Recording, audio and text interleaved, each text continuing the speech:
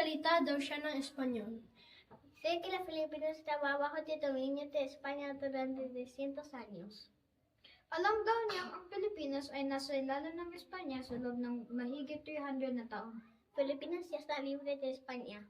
Masaya daw siyang marinig na ang Pilipinas ay malaya na ngayon. Me alegra que sí, Filipinas y España son amigos ahora.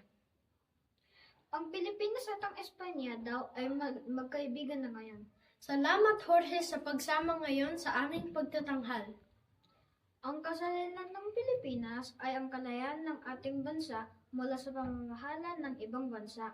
Ipinagdiriwang ito tuwing ika-12 ng Hunyo bilang paggugunita sa pagdedeklara ng kalayaan noong 1898 sa Kawit, Cavite sa pangunguna ni General Emilio Aguinaldo. Ang kasalila ay simbolo ng katapangan, pagkakaisa at pagmamahal ng mga Pilipino sa kanilang bayan.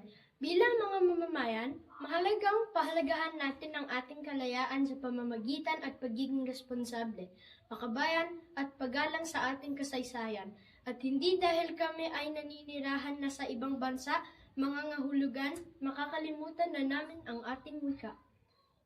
Kami po ang mga batang Pinoy mula sa St. Claudine Peninsula dito sa Wellington, New Zealand.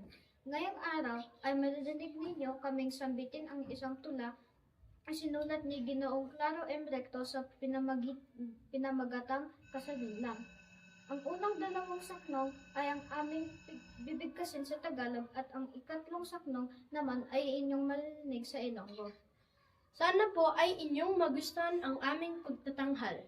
Kasarinlan ng ating bansa dapat ipagmalaki ng mga Pilipino kahit nasaan pang panig ng mundo. Muli, magandang araw at mabuhay ang Pilipinas!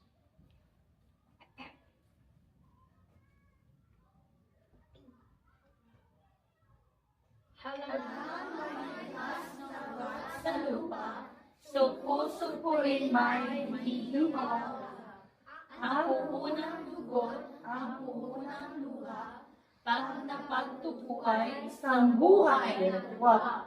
Kasarilan natin ay isang lamang, pinutol ng lakas ng mga kalaban.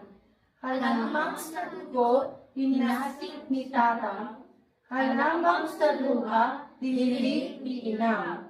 Subong nangyari na at sa aton nagbalik, ang lider man sang aton, pagpalaga kag pagpuliki. Siya ang inog nga bunga sang paghimagsi, nga napamunga nato sa tag-igsuon nga kaimunga. Kasarinlan, tulang ni Claro M. Recto.